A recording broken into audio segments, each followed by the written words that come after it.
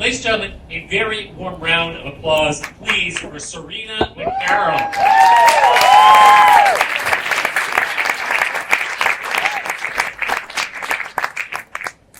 Hi. The topic of my lecture tonight came out of a conversation I had with Becky Garrison, of course. We were talking about being in therapy, about me being in therapy. And I mentioned that one of the things that often gets discussed during my sessions is what it's like to have an invisible problem. Becky immediately suggested that this be my Trampoline Hall lecture topic, which terrified me. But here I am.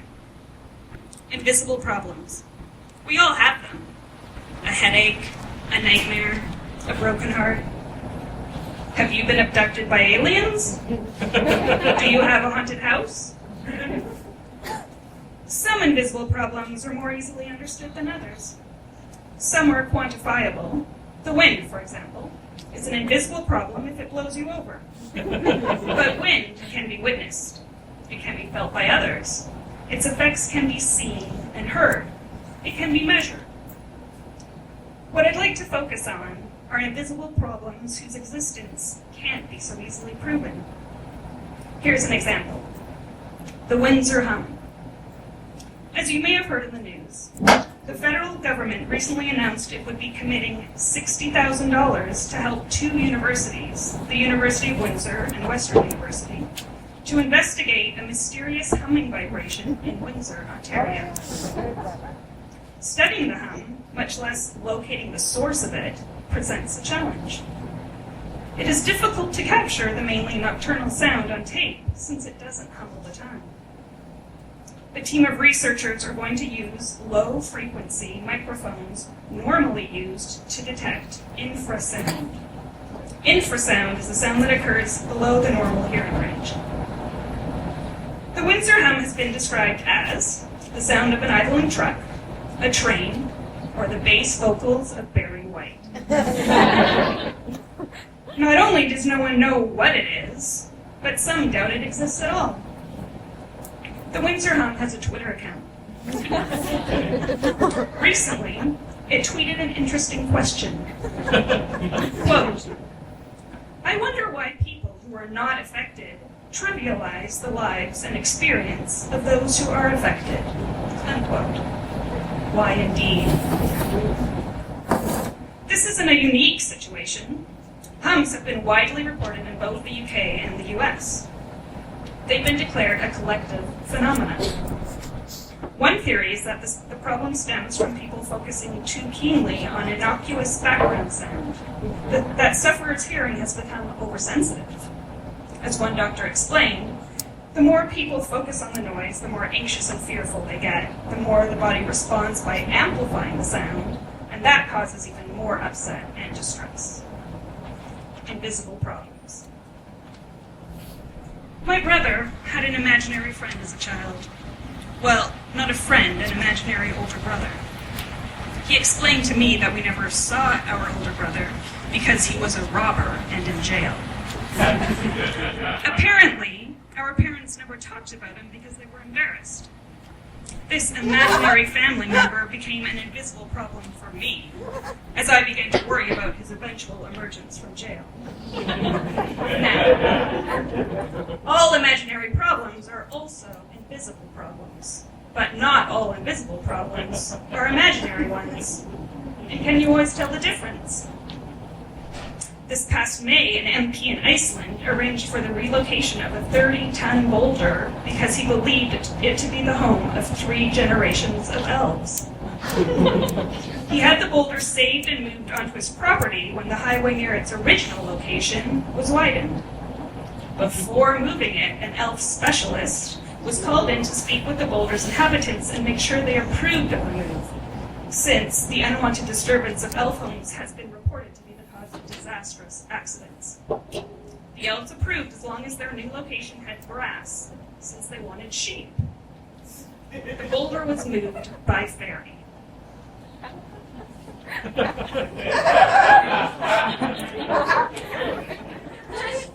My primary invisible problem began about 17 years ago, but to explain it I need to go back to when I was 13. That's the age I was when I moved from Lethbridge, Alberta to Winnipeg in order to begin professionally training at the Royal Winnipeg Ballet School. Within the first year of attending, injuries began. They came out of nowhere. Mainly, it was my left ankle. I never fell, I never twisted it. It just started to hurt. I started going to physiotherapy and was diagnosed with tendinitis. Now, this problem wasn't invisible, just mysterious. The inflammation was obvious, as was the scar tissue building up. It could be seen on an MRI. No amount of treatment helped, no amount of ultrasounds or ice or heat or anti-inflammatories. Certainly not the cortisone they injected. This was when I learned the art of being in pain and not showing it. It's a skill required by all dancers. I became a master at it. I had to. Competition in the school was intense. Girls were kicked out every year and quickly replaced. But eventually, the jig was up. I wasn't able to dance on point without my ankles swaddled in tape, and since physiotherapy was done in-house, my teachers knew how often I visited. They were worried my tendon would snap and that, if they allowed me to continue, they would be held responsible. They finally kicked me out at the end of grade 11. I wasn't ready to give up. I spent the following years seeing whatever specialists I could find and eventually ended up in Victoria, BC, in the home office of Stefan Stinner. The easiest way to explain the work that Stefan did is to call him an osteopath, though he also threw in some chiropractic techniques, some acupressure, and some things that only he did. He had become well known for helping people with chronic pain who had been written off by other professionals. When I walked into his office, he looked at me quickly and said, "It's your neck." I explained about my ankle, and he said, "I understand, but your ankle isn't actually the problem. It's your neck. I could see it the minute you walked in," he continued. "I've never seen anything like it. Look, your collarbone is crooked. Has no one ever pointed that out to you?" No one had. And indeed, when I relaxed my body and looked in the mirror, my collarbone slanted down to the right. It was rare for me to look at myself in the mirror while relaxed. For so many years, the mirror's purpose had been as a reference for proper technique. I would normally look and immediately straighten myself without thinking. To relax required thought. Stefan investigated further. He made comments about the base of my spine, my sacrum. He said that various misalignments had caused my uterus to be tilted, and that correcting it would mean the end of excruciating menstrual cramps. He was right about that. After his treatments, they immediately disappeared and never came back. He said that my alignment was also torqued, that some muscles were overworked while others were barely working at all. He explained that while it might appear that one leg was longer, in fact it wasn't, it just seemed that way because of the way my pelvis was sitting. He also explained that in order to make this shamble of a structure do ballet, my body had been doing some pretty intricate compensating, that the building pressure was continually being offloaded from one place to another, all the way down my body until it hit that ankle. It had nowhere left to go, so that's where the pain started. I spent a summer seeing Stefan. Once the treatments were over, and he felt like it was safe for me to start dancing again, I moved to Montreal. For 2 years, things were pretty great. The ankle pain never came back. But then shoulder pain started to creep in. And then, very suddenly, shit got crazy. It started in ballet class. I mindlessly cracked my stiff neck, but immediately noticed that the crack felt much deeper than normal. And then I felt dizzy.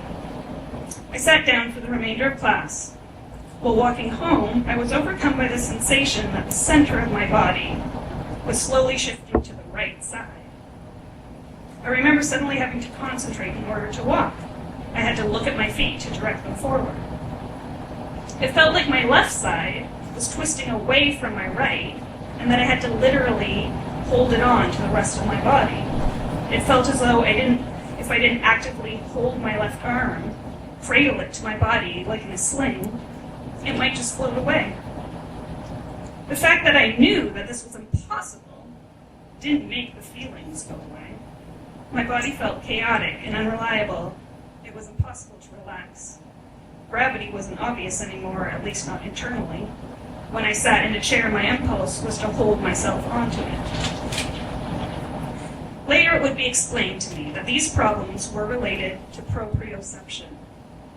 that somehow my normally innate sense of my body's placement in space had been broken. As the great neurologist Oliver Sacks explains, proprioceptive disorders are all too often seen as trivial and devoid of scientific, therapeutic, or even human interest, despite the fact that they have the profoundest central effects on the primary consciousness of a person. Proprioception is important, but invisible. After a week of these symptoms, I ended up in the hospital. I had been lying in bed holding onto my neck because it felt like it might break off otherwise, when suddenly the most intense pain I've ever felt shot out from the top of my spine, and it felt like my skull was shifting under my skin. The doctors who saw me called it an extreme migraine. They filled me with morphine and sent me home with steroids. When I saw my local chiropractor, he did a bunch of muscle testing, and then he stared at me saying, "I'm at a loss. Your body doesn't make sense to me." So that was the beginning of my invisible problem.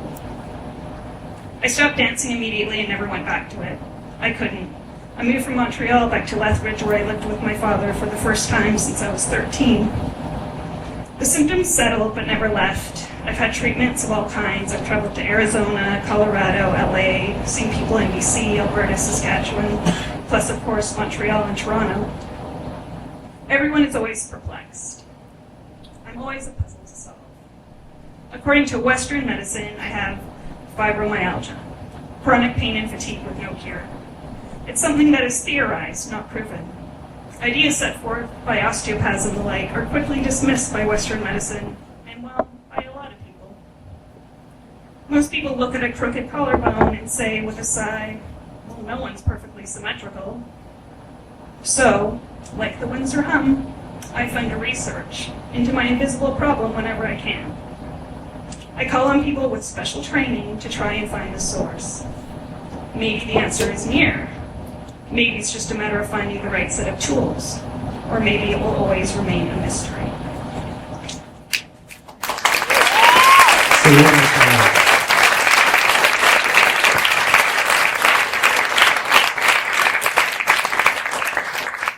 Are there any questions? Yes, all right, Eman, yes. Have you gone to try and hear the hum? Have you tried to hear the Windsor hum? No, I've never even been to Windsor. Never even been to Windsor. It's not like a tourist thing. People don't go there to hear it. People do? Yeah, I have a friend who went there and took recording devices. Emily Armstrong. You have a friend named Emily Armstrong who went there just to hear the hum? Yeah. And did she hear it? She had a really high-end recorder, and she said it couldn't pick up anything. But she only went for 1-2 nights. So she was there for a couple of nights and couldn't detect anything. All right, so that's inconclusive. All right. And the answer to your question is no. Any other questions? Anything else you would like to know? I'll go to you. Yes, you, ma'am. Yes. Have you ever sought out a really obscure treatment for your pain? Have you ever sought out a really obscure treatment? Oh, yes. What? Okay, is it? Can you tell? Is it? What is it? Well, I mean, Or, I've done things like I'll try almost anything. I'm willing to try almost anything. Right. Within reason. But I have had people come up and say, "Oh, you should go to like this energy healer. She's amazing." Right. And I'll be like, "What the hell? Try it out." Sure. And one guy, he worked with a chiropractor, but he read people's auras, and then the chiropractor treated you based on your aura. Right. In Edmonton, that was pretty obscure. That seems obscure. I'm double paid. I would not have guessed that.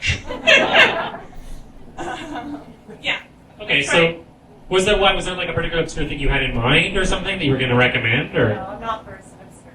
you just wanted to know? You were just like, oh, what are some weird things? So getting your aura read by a chiropractor's aura reader. Yes, Issa, yes. Have you found any treatments that work that you use consistently?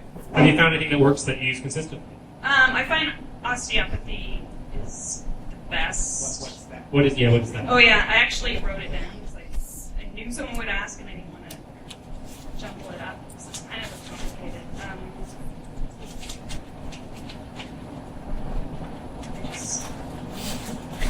Take your time.